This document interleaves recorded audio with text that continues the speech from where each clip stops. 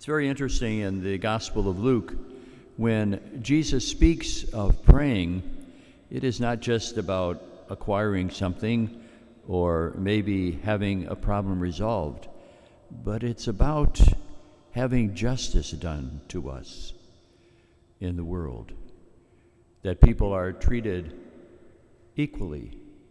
with respect for their human dignity. And that's why it's important to see that this woman who is in need of justice really comes forward with the understanding that she really has a claim on this justice. She has a claim on making sure that her situation is honored and her life is treated with dignity. That, I think, is so very important for us to understand as well. So often we look at the goods of the earth, much like justice in the law, as something that is no doubt available to everyone so that they can flourish. But sometimes there's another narrative as well, especially about the goods of the earth, as they are just for one to accumulate as much as possible, and there doesn't have to be a just distribution of those goods so that others can, in fact, have a life of dignity.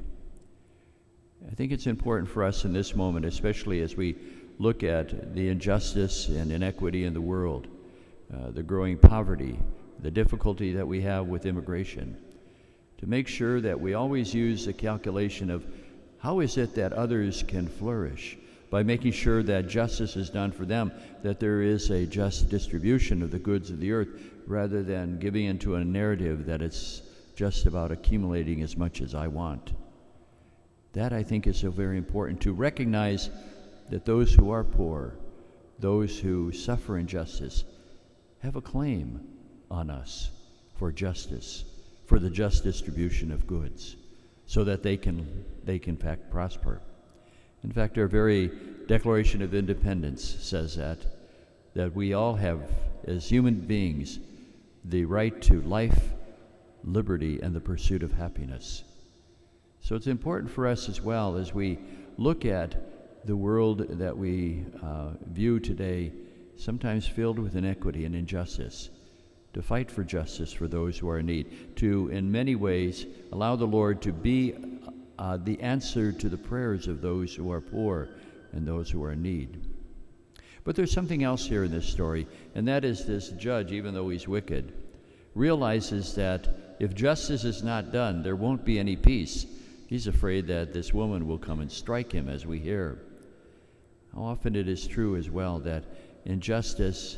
does breed hostility around the world. People seeking their rights who have been denied many times are prompted to take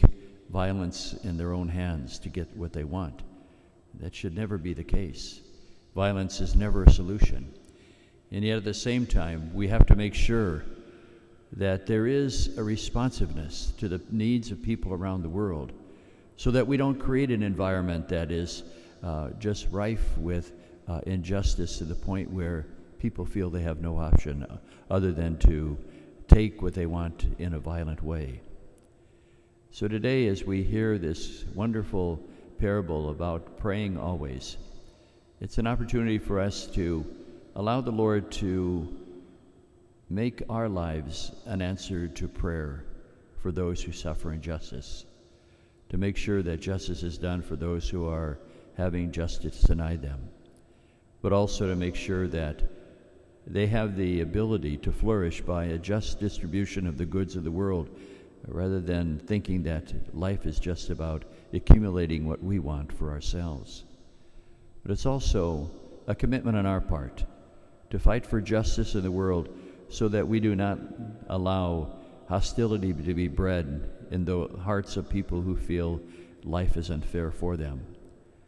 but to take seriously the task of being a Christian today, but also, I think, of being an American, of those who foster an attitude and a spirit in our country so that all may flourish, so that their rights to life, liberty, and the pursuit of happiness may be equal across the board. And that way, the Lord can use us to be an answer